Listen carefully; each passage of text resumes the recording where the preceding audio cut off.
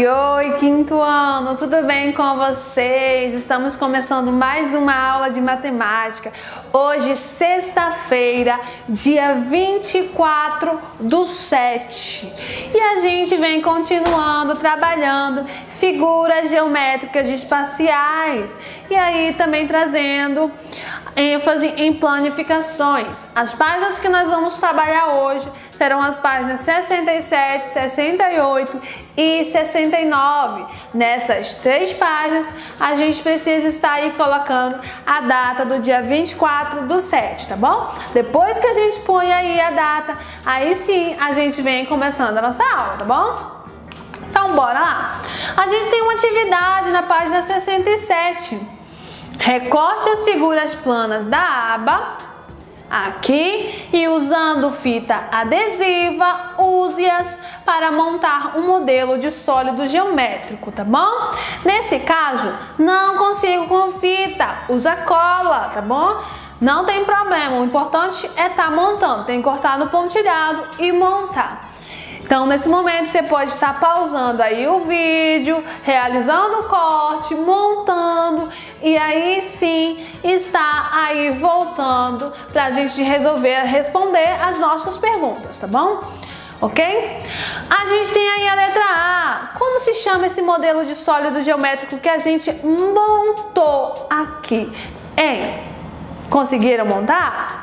É um cilindro, tá bom? Que lembra aí aqueles copos de festa que eu trouxe até um aqui, tá bom? Lembra o cilindro, lembra esse copo, também lembra aí a lata do milho verde, a lata do leite condensado, tá bom? Letra B. Esse modelo de sólido geométrico é um poliedro ou um corpo redondo? E aí, será se ele é poliedro ou corpo redondo? Muito fácil quando a gente pega e observa aqui, ó, ele tem alguma face arredondada, né? Logo, ele é um corpo redondo. A gente tem aí a número 2. Qual das figuras a seguir representa a planificação de um cone? Um cone, gente, qual seria dessas aqui que apresentariam aí a planificação de um cone? Um cone, ele lembra muito a casca de um sorvete, aquele chapeuzinho também de aniversário. Qual seria desses aqui que seria a planificação dele? Isso, a letra B. Por que não a letra A? A letra A, o cone, na verdade, ele tem aí uma face arredondada. E aqui, nós não temos aqui na letra A, tá bom? Nenhuma face arredondada. Não daria, né? Pra gente montar e formar o cone. E aqui, a gente tem aí que nós temos a planificação do cilindro, que tem aí duas faces na forma de um círculo. Já o cone não, só tem uma, tá bom? Número 4, vamos comparar as formas de um cone e de um cilindro. Para isso, você vai precisar do cone planificado do material de apoio, tá bom? E do cilindro que construiu na atividade 1 da página anterior. Por isso que eu disse, tem que guardar as figuras, tudo que vocês montaram tem que guardar, porque a gente vai estar reutilizando, tá bom? Manuseie os modelos de cone e de cilindro e, observando suas formas, escreva uma semelhança e uma diferença entre elas, tá bom? Então, eu tenho aqui o meu modelo, tá bom, de cone, e eu trouxe também o meu modelo de cilindro. De vocês é esse do material de apoio, tá bom? Então a gente tem que manusear, olhar, comparar um com o outro pra gente fazer aí a semelhança e a diferença, tá bom? Vamos fazer juntinho? A gente tem a semelhança aí, ó, os dois são corpos redondos, né? E aí as diferenças, o cone tem uma base circular e o cilindro tem duas bases circulares, tá bom? A gente tem o número 3, marque X no nome da figura plana que está presente tanto na planificação do cone quanto na planificação do cilindro. E aí, qual seria a figura plana que estaria tanto na planificação do nosso cone como do nosso cilindro, hein? Seria o retângulo, o triângulo, o círculo ou a esfera? Seria o nosso círculo, onde a gente tem aqui, ó, tem 2 círculos o cilindro e aí o cone tem um círculo, tá bom? A gente tem aí a número 5. Preencha a tabela com o número que corresponde à planificação de cada sólido geométrico identificado por letras abaixo. Então nós temos aqui que cada um desses sólidos é identificado com as letras. Então a gente tem que prestar bastante atenção nisso. Aqui a gente tem, pra gente completar aqui, quais seriam as planificações dadas aqui por números. Da letra A, quais seriam as possíveis planificação da nossa pirâmide aqui de base quadrada, hein? A gente vai observar aqui que seria a 1 e a 4, ó. Base quadrada e as faces laterais são triangulares. Base quadrada e as faces laterais são triangulares. Agora nós temos a letra B. Também é uma pirâmide, só que a base dela é triangular. Então nós temos aqui 4 triângulos, tá bom? Então nós vamos ver quais seriam aí as possibilidades aí pra gente montar e ter a nossa pirâmide de base triangular. Vamos ver aqui a número 2, a número 8 também, né? 2 e 8. Aí vocês vão estar fazendo as demais, observando com bastante atenção. Aqui, ó, as figuras planas que compõem aí as nossas figuras geométricas espaciais, tá bom? Pausa aí e realiza.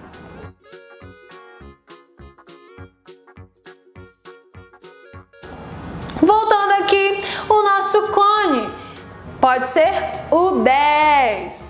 O D, que no caso aqui é o nosso prisma, pode ser o 3, tá bom? Temos aqui um pentágono, 2 pentágonos como base, né? Aqui o nosso prisma também. Vamos observar que a gente vai ter aí o 11, ok? O F, que no caso é o nosso cilindro, quais seriam aí?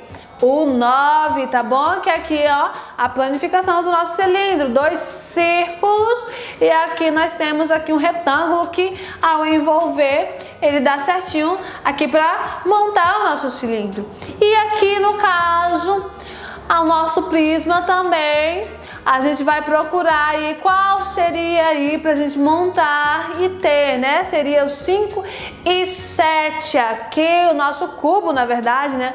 E o 7, tá bom? E aí, acertaram? Eu espero que sim!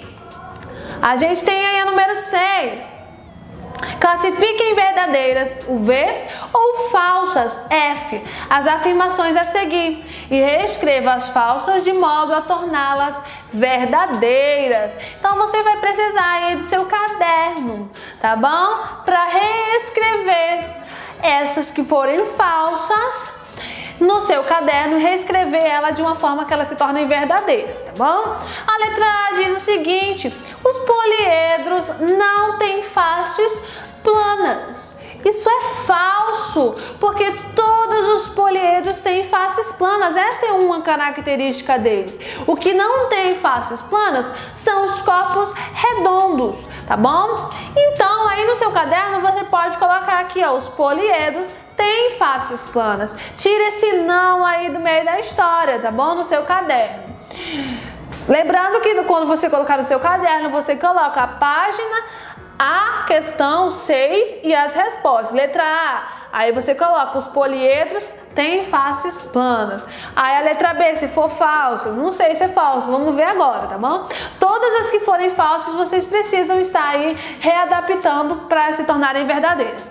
A letra B, as faces do cubo são planas. Será se é verdadeiro ou falso? É verdade, né? Todas as faces do cubo lá do nosso dado são planas. Letra C, o cilindro é um poliedro. Será que aí a nossa lata de milho verde é um poliedro ou é um corpo redondo? Ela é falso aqui porque ela é um corpo redondo. Então, no caso aqui, a gente tem que colocar no nosso caderno que o cilindro é um corpo redondo. Letra D. Todas as superfícies de um cone são arredondadas. É falso, porque quando a gente olha o nosso cone, a gente tem aí uma superfície arredondada, mas também nós temos aí uma superfície plana, tá bom? Que é o círculo. Então aqui você tem que reformular, tá bom? Essa letra D eu vou deixar para você dar uma reformulada, já que eu falei aí da letra A e da letra C. A letra D você reformula, tá bom? Letra E. Corpos redondos são figuras geométricas espaciais que apresentam pelo menos uma superfície arredondada. Sim, é verdade. Corpos redondos tem que ter pelo menos uma face arredondada. Essa é uma característica fundamental para ele ter essa definição de corpo redondo, tá bom? A gente tem aí o número 7. Esta caixa de sabonete foi desmontada. Então temos as medidas 8,5 centímetros, 6 centímetros e 3 centímetros, tá bom? Então a gente precisa escrever todas as medidas de comprimento e de largura de cada parte da caixa. Então coloquei aqui do lado para a gente dar uma observada. Aqui, ó, nessa parte superior, é 8,5 centímetros. Se aqui nessa parte superior são 8,5 centímetros, aqui nessa parte aqui um pouquinho mais abaixo também é 8,5 centímetros. Aqui embaixo também é 8,5 centímetros. Então a gente já vai saber definir que aqui em cima, ó, é 8,5 centímetros e aqui embaixo também é 8,5 centímetros. Então todos os que forem 8,5 centímetros a gente já vai pôr. Então bora lá. Aqui tem algum também? Tem, bem aqui e exatamente aqui. Do 8,5 já foi. Agora, depois que a gente já fez do 8,5, a gente vem aqui observando o do 3, que é essa menorzinha parte. Então a gente vai observar que aqui vai medir 3, a gente vai procurar aqui vai medir 3, tá bom? E aqui 3 e aqui 3. Aí o do 6 você vai completar aí. Então pausa aí e realiza.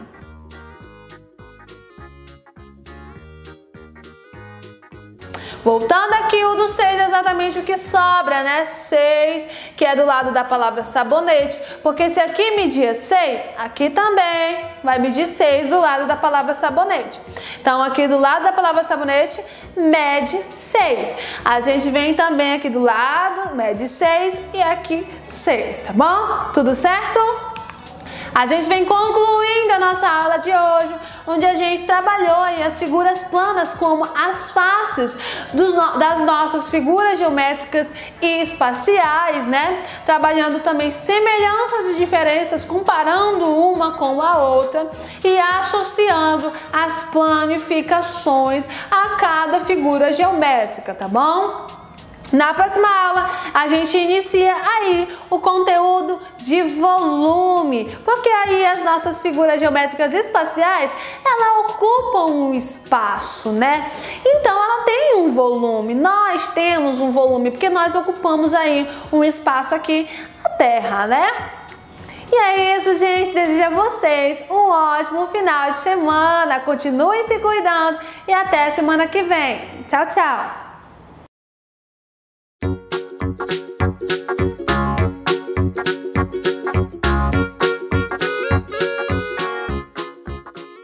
Olá, quinto ano! Tudo bem com vocês? Estamos aqui para mais uma aula em casa. Aula correspondente ao dia 24/7/2020, onde nós iremos trabalhar a seguinte questão. Vamos colocar em prática todo o nosso aprendizado. Agora é hora de colocar a mão na massa para a gente relembrar, tá? E fixar tudo que nós aprendemos ao longo do segundo bimestre.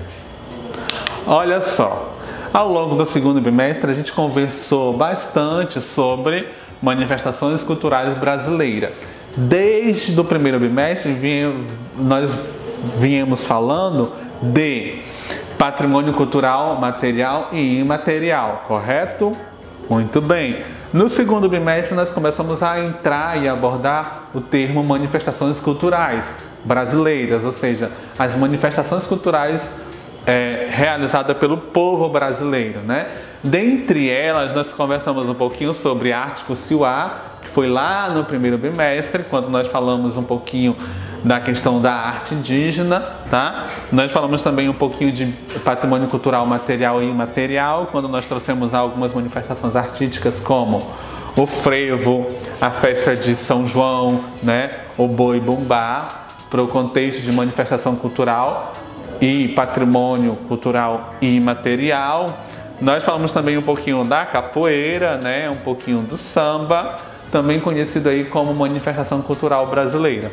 O nosso Brasil é conhecido por sua diversidade cultural, né? Por meio da miscigenação, ou seja, culturas de diferentes locais se uniram e se difundiram e formaram aí uma cultura bem diversificada. Para cada região brasileira nós temos uma cultura, e que o nosso Brasil é rico em manifestações culturais, rico em tradições, né, que marcam muito a história de cada região brasileira, tá? Então, nesse contexto, é uma retrospectiva do que nós aprendemos sobre manifestação cultural, para colocar em prática a seguinte questão que nós temos aí no item composição da página 31 do livro didático de vocês. Agora é hora de trazer essa manifestação cultural para mais perto de nós pelos seguintes termos.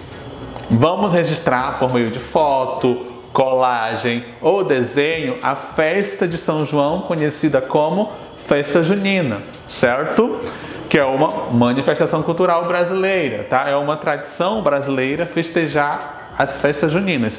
Então, nesse contexto, você vai representar em forma de desenho, em forma de colagem, tá? Uma festa junina. Você irá desenhar, fazer colagem ou fotografar você participando de uma festa de São João. Então, você pode pegar uma foto sua, decorar com todo o cenário de uma festa de São João, ou você pode trabalhar uma imagem sua em uma festa de São João. Você vai escolher um modo de preparar a sua arte, tá? Mas eu preciso que você prepare um espaço, que você esteja lá na festa de São João, trazendo essa tradição para mais próximo de nós, certo? É importante você aparecer no trabalho os principais elementos usados para celebrar a tradição. Então, toda a decoração específica para a festa de São João é necessário aparecer nessa colagem, tá? Nessa fotografia, nessa composição que você vai elaborar. Você também tem que aparecer nessa imagem por meio de desenho, por meio de foto, por meio de colagem. Você também precisa estar dentro da festa de São João, tá? Então você vai trabalhar isso muito bem trabalhado. No livro de vocês, na página 31, tem um espaço. Se o espaço não for suficiente, pode trabalhar dentro de um papel sulfite, uma folha A4, tá? Trabalha bem esse contexto da festa de São João. Todos os elementos que compõem a festa de São João precisam estar presentes nesse trabalho, certo? E você também, como personagem principal, precisa estar lá registrado dentro da festa de São João. Nós iremos trazer o São João agora para o papel, tá? Para bem mais perto de você. Esse é o contexto para a gente fixar todo o conteúdo trabalhado ao longo do segundo bimestre. E tire foto, envie para a coordenação da escola, que eu quero ver a produção artística de vocês. Por hoje vamos ficar por aqui. Brevemente espero encontrar vocês em sala de aula juntamente comigo. E beijinhos e abraços e tchau, tchau!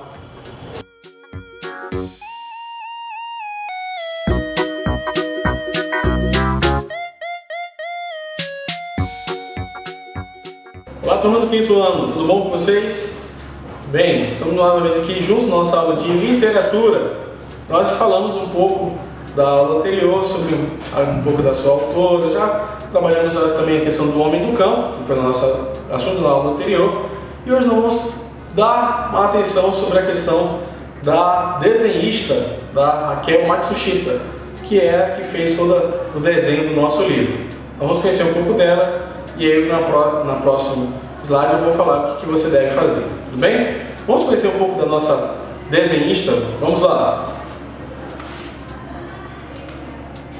Aí, nosso livro, Uma História pelo Meio, de Elvira Wigner, a biografia de Raquel Matsushita. Ela nasceu e vive em São Paulo, é design gráfico, ilustradora e escritora. Sócia do Interior Design, criado em 2001. Graduada em Publicidade e Propaganda pela Universidade Metodista de São Paulo, especializou-se nos cursos de Design Gráfico, Cor e Tipografia na School of Visual Arts de Nova York, onde também foi colaboradora no escritório de design Linda Cozarin Studio. Trabalhou como editora de arte nas editoras Abril e Globo. Vamos lá. O livro e a artista, no caso, a artista que eu digo, a Raquel Matsushita. Como já vimos, o livro Uma História pelo Meio foi criado em 1982, mas depois que ele ganhou as ilustrações de Raquel Matsushita. Observe que a artista acompanha os desenhos conforme a história está sendo narrada. E aí, o que você vai fazer? Você conheceu um pouco da história da ilustradora no nosso livro, agora é sua vez de desenhar uma parte dessa história usando sua própria criatividade. Não pode copiar. Ou seja, por que eu coloquei nessa questão aqui que ela acompanha? Vamos supor, ali vão a Roseli, que é a Roseli e o Antônio, que são os pássaros, eles estão observando ali os donos do sítio. Então, por eles estarem observando o dono do sítio, eles podem colocar ali, no caso ali ela não coloca, mas você pode criar essa cena, os pássaros ali voando e observando o dono do sítio. Então, por que eu coloquei aqui nessa questão que não pode copiar? Vou copiar igualzinho que está aqui no livro. Não, use sua criatividade, leia ali as partes e use o máximo dali, extrai o máximo daquilo que está sendo descrito ali no livro. E aí você também, por favor, não esquece de colocar a data, tudo bem? Quero ver sua criatividade. Não é aula de arte, não é aula de arte, mas eu quero ver a sua criatividade. Vê se você realmente acompanha o que está escrito, que está ali nas páginas do livro, e que o seu desenho também acompanha. No caso de Raquel Matsushita, ela fez esse acompanhamento igualzinho, no caso igualzinho, no máximo que ela pôde colocar ali, tudo bem? Então, faça essas atividades, eu vou deixar a mensagem para vocês. A boa educação é a moeda de ouro, em toda parte tem um valor. Padre Antônio Vieira, certo? Bom final de semana para você, se cuide, estude e até a próxima. Tchau, tchau.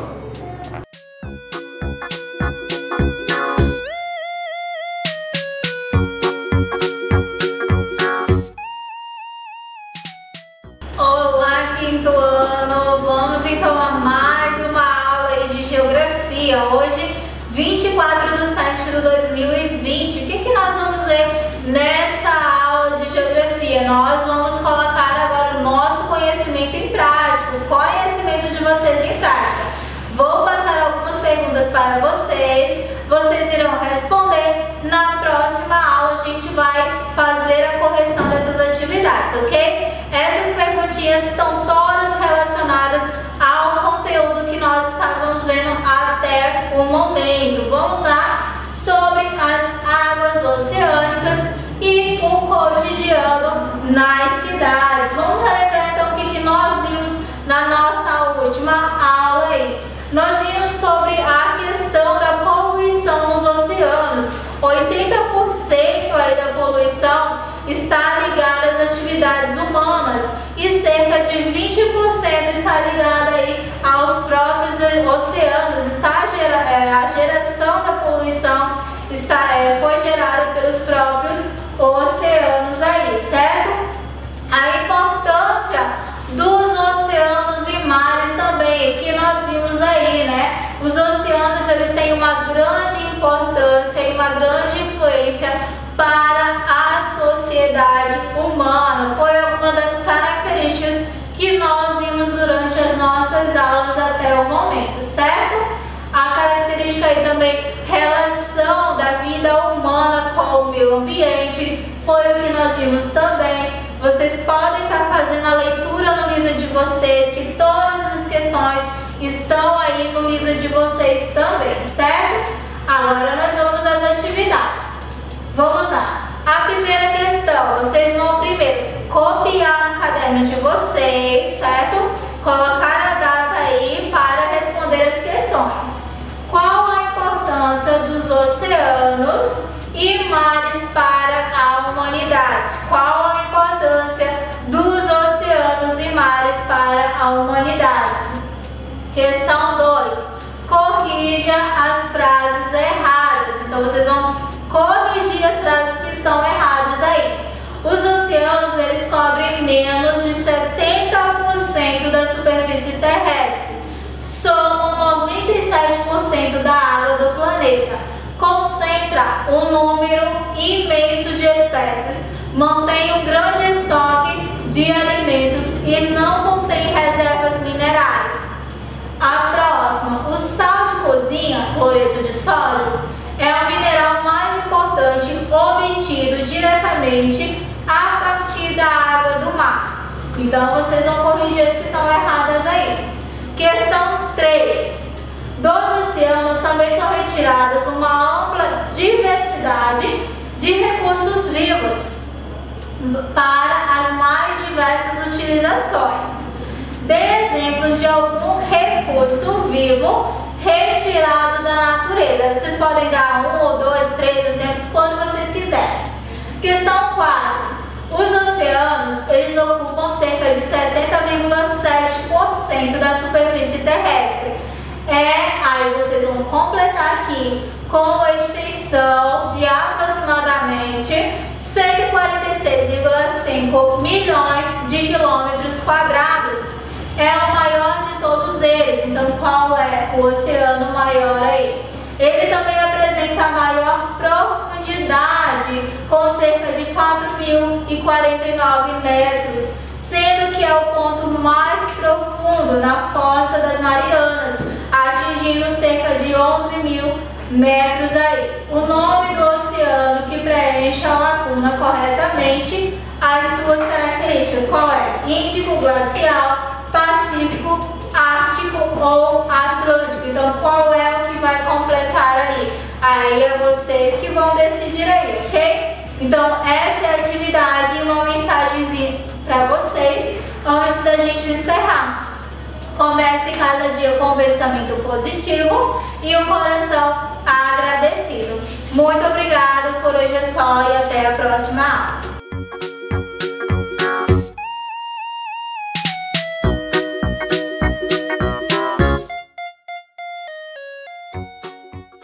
Olá, turma do 5º ano, tudo bom com vocês?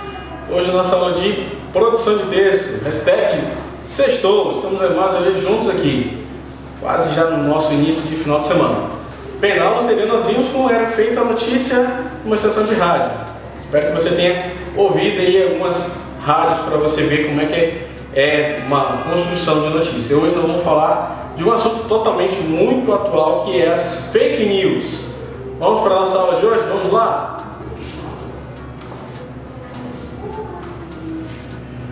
O que é fake news? Hoje as notícias são compartilhadas de uma forma muito rápida devido ao avanço da tecnologia. São notícias que em um curto espaço de tempo já estão disponíveis em nosso smartphone, computador, sites, entre outros. E muito se fala a respeito das fake news, mas afinal, o que é isso? Aí vem aí, o termo vem do inglês fake, que significa falso ou falsa, e news, que é notícias. Dessa forma, em português, a palavra significa notícias falsas. Apesar de se ter destacado recentemente, a expressão é bem mais antiga e data do final do século XIX. Fake news são informações falsas que viralizam entre a população como se não fosse verdade. Atualmente, elas são principalmente relacionadas às redes sociais. Aí eu peguei a fonte aí e coloquei para vocês. Como as fake news são criadas? Existem várias maneiras de criar fake news. Isto vai desde uma simples publicação nas redes sociais a empresas que se especializam em viralizar informações falsas. Os objetivos também variam, pois o intuito é atrair visualizações para as páginas nas mídias sociais ou até mesmo disseminar o ódio contra pessoas, instituições, empresas, governos, etc. As empresas especializadas estão presentes na chamada Deep Web, uma parte mais restrita e oculta ao grande público, pois não aparece nos motores de busca. No geral, é criada uma página na internet e um robô responsável por espalhar o link da fake news em diferentes redes, de forma bastante ampliada. A informação pode chegar a ser replicada até mesmo a cada 2 segundos pelos robôs.